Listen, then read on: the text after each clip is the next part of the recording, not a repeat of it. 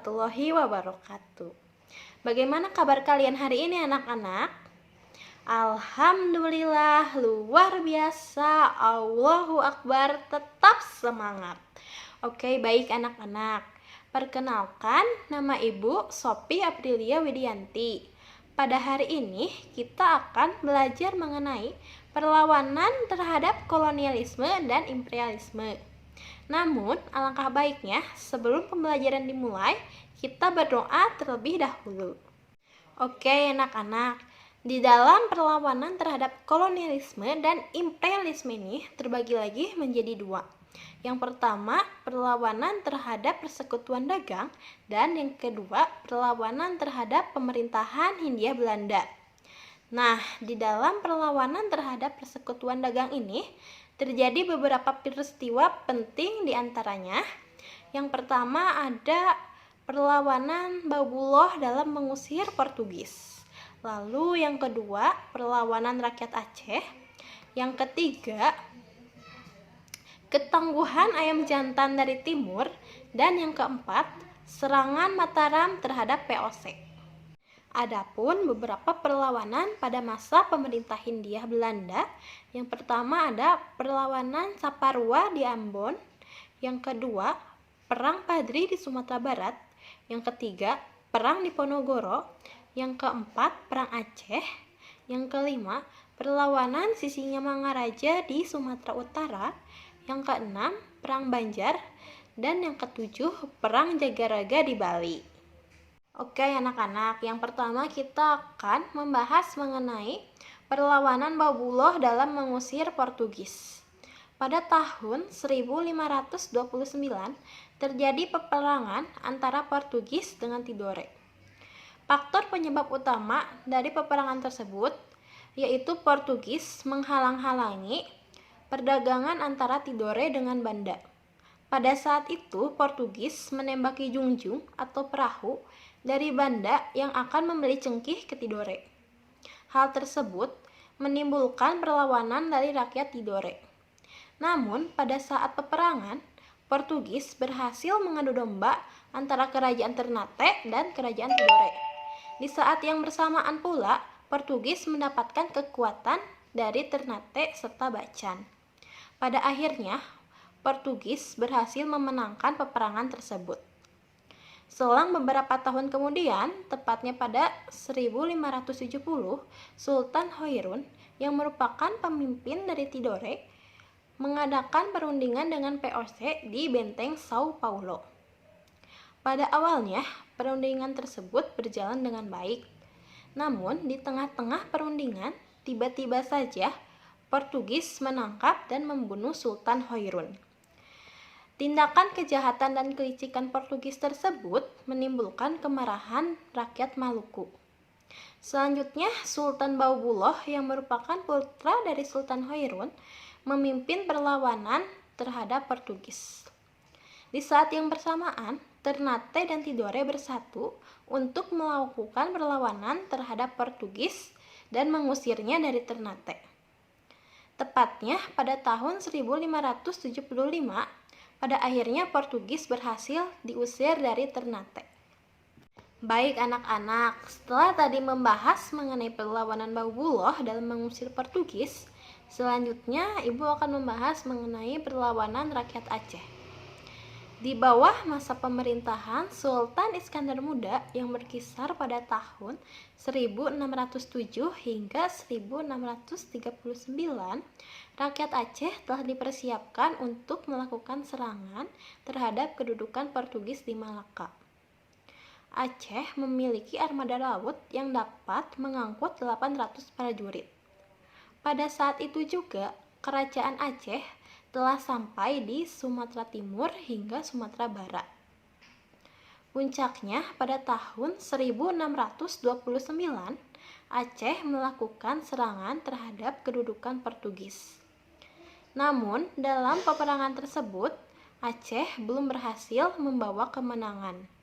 Meskipun demikian, Aceh masih berdiri sebagai kerajaan yang merdeka. Selanjutnya kita akan membahas mengenai ketangguhan ayam jantan dari timur. Suatu ketika, Kerajaan Goa yang dipimpin oleh Sultan Hasanuddin dan Bone yang dipimpin oleh Arupalaka berselisih paham. Momen tersebut dimanfaatkan oleh POC untuk mengadu domba kedua kerajaan tersebut.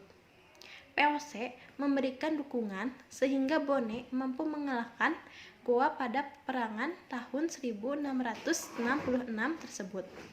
Selanjutnya, pada 18 November tahun 1667, Sultan Hasanuddin dipaksa untuk menandatangani Perjanjian Bongaya. Perjanjian Bongaya tersebut merupakan perjanjian antara POC dengan Sultan Hasanuddin. Di sini ada yang tahu gak apa aja itu isi dari Perjanjian Bongaya? Oke, baik. Di sini Ibu akan menjelaskan apa aja sih isi dari Perjanjian Bongaya itu. Nah, yang pertama, Belanda menguasai monopoli perdagangan rempah-rempah di Makassar. Yang kedua, Belanda membangun benteng pertahanan di Makassar. Yang ketiga, Goa melepaskan beberapa daerah kekuasaan di luar daerah Makassar. Yang keempat, Arupalaka diakui sebagai Raja Bone. Nah, Perjanjian Bongaya tersebut berhasil memangkas kekuasaan kerajaan Goa yang pada saat itu merupakan kerajaan terkuat di Sulawesi. Oke anak-anak, sekarang kita akan membahas mengenai serangan Mataram terhadap POC. Tahukah kalian bahwa kerajaan Mataram merupakan kerajaan besar di Jawa Tengah? Keberadaan POC di Batavia pada saat itu sangat membahayakan kerajaan Mataram. Pada awalnya, kerajaan Mataram dan POC menjalin hubungan dengan baik.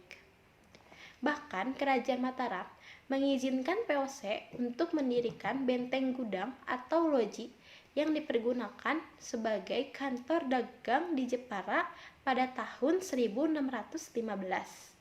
Selain itu, Belanda juga memberikan 2 buah meriam kepada kerajaan Mataram. Perselisihan antara kerajaan Mataram dengan POC dimulai pada 1618. Pada saat itu, Gubernur Jenderal POC, Jan Pieter Jonkon, memerintahkan Pandemak untuk melakukan serangan di Jepara. Akibat serangan tersebut, kerajaan Mataram mengalami kerugian yang sangat besar. Selanjutnya, Raja Mataram, Sultan Agung, mempersiapkan serangan pertama terhadap kedudukan POC di Batavia. Serangan pertama tersebut dilakukan pada tahun 1628. Di bawah pimpinan Tumenggung Baurekso, pasukan Mataram tiba di Batavia pada 22 Agustus 1628. Namun, serangan pertama tersebut mengalami kegagalan. Akibatnya, pasukan ditarik kembali ke kerajaan Mataram. Adapun faktor penyebab kegagalan tersebut karena kurangnya persiapan dari kerajaan Mataram. Yang kedua, kerajaan Mataram kurang menguasai medan peperangan. Yang ketiga, senjata yang dimiliki oleh Belanda lebih modern. Selanjutnya, Raja Mataram mempersiapkan serangan yang kedua. Serangan kedua ini dilakukan pada 1 Agustus sampai 1 Oktober 1629 di bawah pimpinan Kiai Adipati, Kiai Puger, dan Kiai Purbaya. Serangan kedua tersebut juga kembali mengalami kegagalan karena faktor kelemahan yang sama seperti serangan pertama. Selain itu, Lumbung Padi, tempat persediaan makanan, banyak dihancurkan oleh Belanda sehingga memperlemah kekuatan Mataram. Selang beberapa tahun kemudian, tepatnya pada tahun 1799, POC dinyatakan bangkrut hingga bubar. POC sebagai kongsi dagang yang menjalankan roda pemerintahan di negara jajahan seperti Indonesia tidak dapat dilanjutkan lagi. Secara resmi, POC dibubarkan pada 31 Desember 1799. Semua utang piutang dan segala kepemilikan POC diambil alih oleh pemerintah.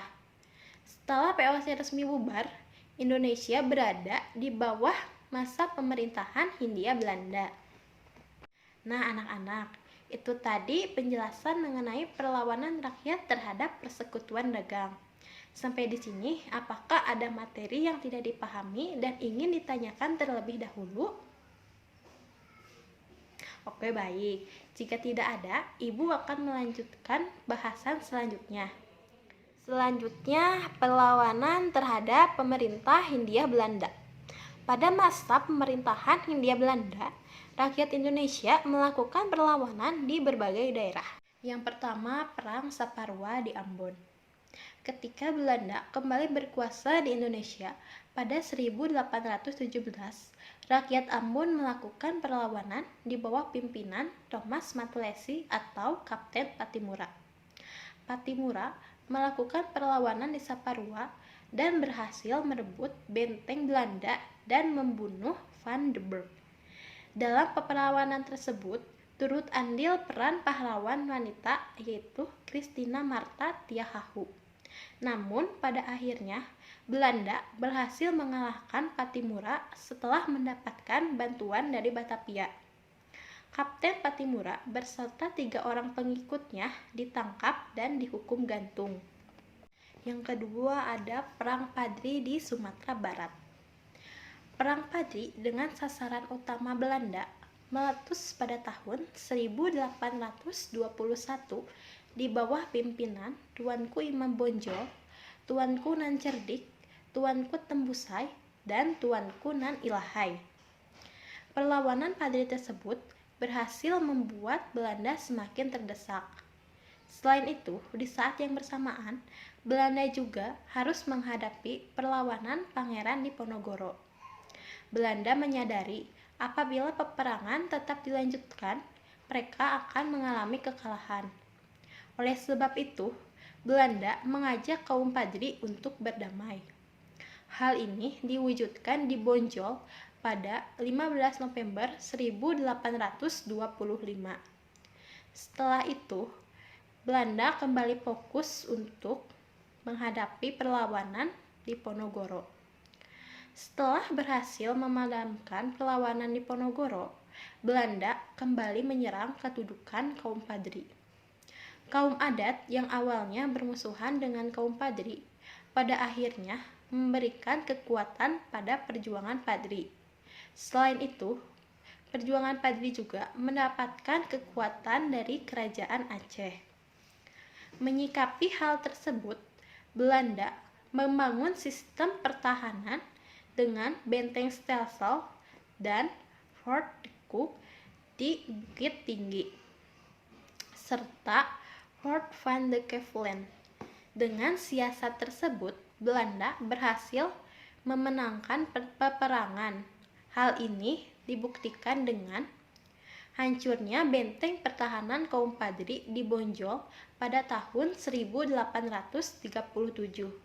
Selanjutnya, Tuanku Imam Bonjol ditangkap dan diasingkan ke berbagai tempat seperti Priangan, Ambon, dan terakhir di Manado, dan wafat pada tahun 1864.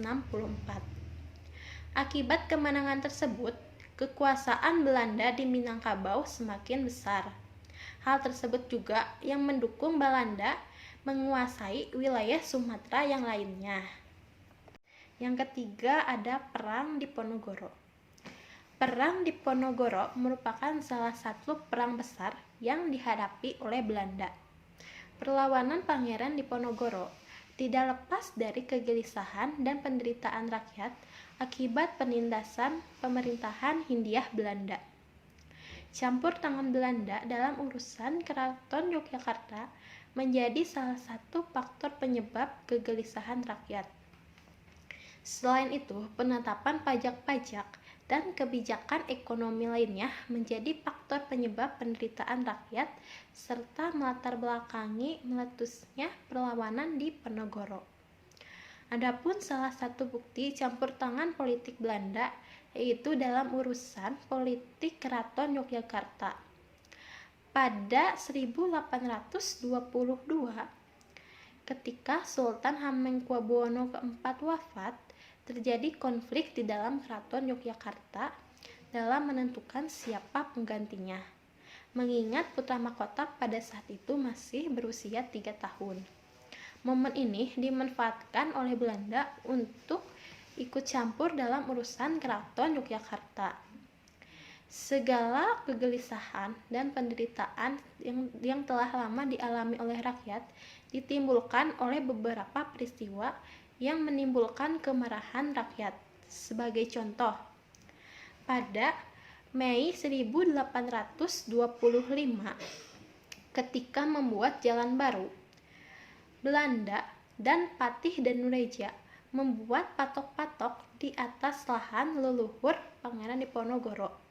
Hal ini menimbulkan perselisihan di antara pengikut Pangeran Diponegoro dengan Patih Danureja. Selain itu, Belanda juga memanggil Serdadu untuk menangkap Pangeran Diponegoro. Peperangan pun tidak dapat dihindarkan. Hingga pada akhirnya 20 Juli 1825 di Tegalrejo yang merupakan tempat pusat para pengikut Pangeran Diponegoro berhasil direbut dan dibakar oleh Belanda. Selanjutnya yang keempat, kita akan membahas mengenai perlawanan rakyat Aceh. Pada tahun 1873, Traktat London menyatakan bahwa Belanda harus menyerahkan Sri Lanka kepada Inggris. Selain itu, Belanda memiliki hak atas Aceh. Dengan adanya traktat tersebut, Belanda memiliki alasan untuk melakukan serangan terhadap istana Aceh. Pada saat itu, Aceh masih merupakan kerajaan yang merdeka. Hingga pada akhirnya 5 April 1873, Belanda membakar Masjid Baitur Rahman di Banda Aceh. Hal tersebut memicu perlawanan dari rakyat Aceh. Pada saat itu, Jenderal Kohler pun tewas di depan Masjid Baitur Rahman di Banda Aceh. Selain itu, siasat konsentrasi Stelsel dengan sistem pertahanan dalam benteng besar yang diterapkan oleh Belanda tidak berhasil. Akibatnya, keadaan Belanda pada saat itu semakin terdesak, korban berjatuhan semakin banyak, serta keuangan pun semakin terkuras. Belanda tidak bisa menghadapi perlawanan fisik rakyat Aceh. Menyadari hal tersebut, rakyat Aceh mengutus Dr. Neg Hongre dengan nama samaran Abdul Gawar yang merupakan seorang ahli bahasa, sejarah, serta sosial Islam untuk dimintai masukan tentang cara mengalahkan perlawanan rakyat Aceh. Setelah lama belajar di Arab, Dr. Neg Hongre memberikan masukan kepada Belanda tentang cara mengalahkan perlawanan rakyat Aceh. Menurutnya, rakyat Aceh tidak dapat dikalahkan secara fisik karena mereka memiliki semangat jihad dan daya juang yang sangat tinggi. Adapun teknik yang dapat digunakan yaitu dengan cara mengadu domba kaum ule balang atau kaum bangsawan dengan kaum ulama. Belanda menjanjikan kedudukan kepada kaum ule balang yang bersedia berdamai dengannya. Selain itu, Belanda memberikan kedudukan kepada kaum ule balang apabila kaum ulama dapat dikalahkan. Pada akhirnya, pada tahun 1898, keadaan Aceh semakin terdesak. Banyak tokoh-tokoh penting yang wafat dalam pertempuran. Tahukah kalian siapa salah satu tokoh yang wafat dalam pertempuran tersebut? Ya, tepat. Salah satunya yaitu Tengku Umar yang wafat dalam pertempuran di Melaboh pada tahun 1899. Selain itu, Perang Aceh resmi berakhir pada tahun 1905. Meskipun begitu, gerakan sporadis masyarakat Aceh masih berlangsung hingga tahun 1930. Yang kelima, perlawanan Sisinga Mangaraja di Sumatera Utara. Perlawanan di Sumatera Utara dilakukan oleh Sisingamangaraja ke-12. Tahukah kalian, perlawanan di Sumatera Utara ini diberi nama Perang Batak. Perlawanan ini berlangsung selama 29 tahun. Serangan awal dilakukan di Bahal Batu yang menjadi pusat pertahanan Belanda pada tahun 1877. Dalam menghadapi Perang Batak, Belanda memanggil pasukan dari Banda Aceh. Pada akhirnya, Belanda berhasil memenangkan peperangan setelah Kapten Christopher berhasil menghancurkan benteng pertahanan di Pangpak. Dalam pertempuran tersebut juga ikut menewaskan putra dari Sisingamangaraja, yaitu Puan Anggi dan Puan Nagari. Akibat dari kemenangan Belanda tersebut, akhirnya mereka berhasil menguasai seluruh daerah Tapanuli. Yang keenam, kita membahas mengenai Perang Banjar. Perang Banjar ditimbulkan akibat campur tangan Belanda dalam pergantian Raja Kerajaan Banjarmasin. Pada saat itu, Belanda memberikan dukungan penuh terhadap Pangeran Tamijilah yang tidak disukai oleh rakyat. Peperangan Banjar tersebut dipimpin oleh Prabu Anom dan Pangeran Hidayat. Hingga pada tahun 1859, Pangeran Antasari memimpin peperangan setelah Prabu Anom ditangkap oleh Belanda. Namun, pada saat itu, pasukan Pangeran Antasari berhasil didesak oleh Belanda. Puncaknya pada tahun 1862, Pangeran Hidayat pada akhirnya menyerah terhadap Belanda. Perang Banjar ini secara resmi berakhir pada tahun 1905. Nah, anak-anak, yang terakhir kita akan membahas Perang Jagarega di Bali. Perang Jagarega di Bali timbul akibat pemerintah Belanda dan kerajaan di Bali bersengketa mengenai hak tawan karang. Hak tawan karang menyatakan bahwa setiap kapal yang kandas di perairan Bali menjadi milik penguasa daerah tersebut. Pada saat itu, pemerintah Belanda melakukan protes kepada Raja Buleleng karena telah menyita 2 buah kapalnya. Menanggapi hal tersebut, Raja Buleleng tidak memenuhi tuntutan Belanda untuk mengembalikan 2 buah kapalnya. Akibatnya, pada tahun 1846, Belanda melancarkan serangan kepada kerajaan Buleleng.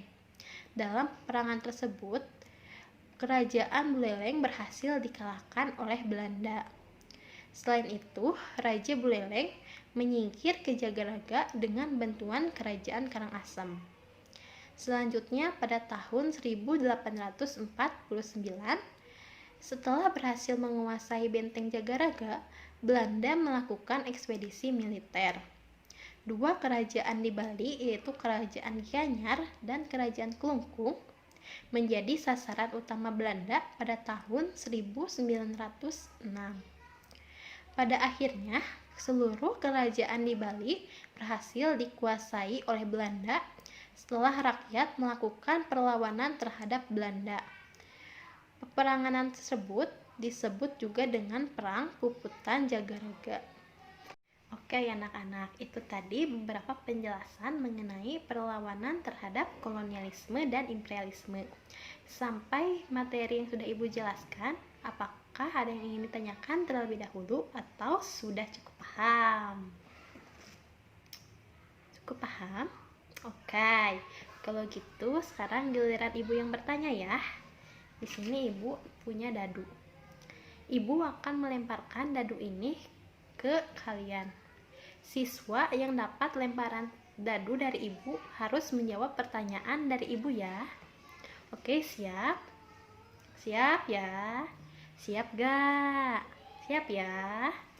1, 2, 3. Oke, siapa itu tadi yang dapat lemparan dadu dari Ibu? Oh, Angel ya. Oke, Angel siap ya jawab pertanyaan dari Ibu? Angel, coba kamu jelaskan salah satu perlawanan rakyat Indonesia dalam menghadapi persekutuan dagang. Oke, tepuk tangan dulu buat Angel. Tepat sekali, jawaban yang diberikan oleh Angel sudah sangat rinci dan jelas. Pemaparannya pun dapat dipahami. Oke, anak-anak, karena penjelasan mengenai perlawanan terhadap kolonialisme dan imperialisme sudah selesai, di sini Ibu akan membagi kalian ke dalam beberapa kelompok. Masing-masing kelompok tersebut akan ditugaskan untuk menyusun puzzle yang berisikan gambar tokoh yang berperan dalam perlawanan dalam menghadapi kolonialisme dan imperialisme. Di sini Ibu sudah punya salah satu contoh puzzle yang telah disusun. Nah, seperti ini ya. Oh iya, selain itu Ibu akan memberikan kalian soal yang terkait dengan materi kolonialisme dan imperialisme. Jangan lupa untuk dikerjakan ya anak-anakku.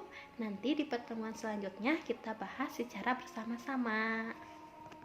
Oke anak-anak, akhirnya kita telah sampai di akhir pelajaran untuk hari ini. Kita tutup pembelajaran hari ini dengan mengucapkan Alhamdulillahirobbil alamin. Ibu meminta maaf jika ada kesalahan atau kekurangan dalam menyampaikan materi. Semoga kita semua selalu sehat dan senantiasa berada dalam lindungan Allah Subhanahu wa Ta'ala. Amin.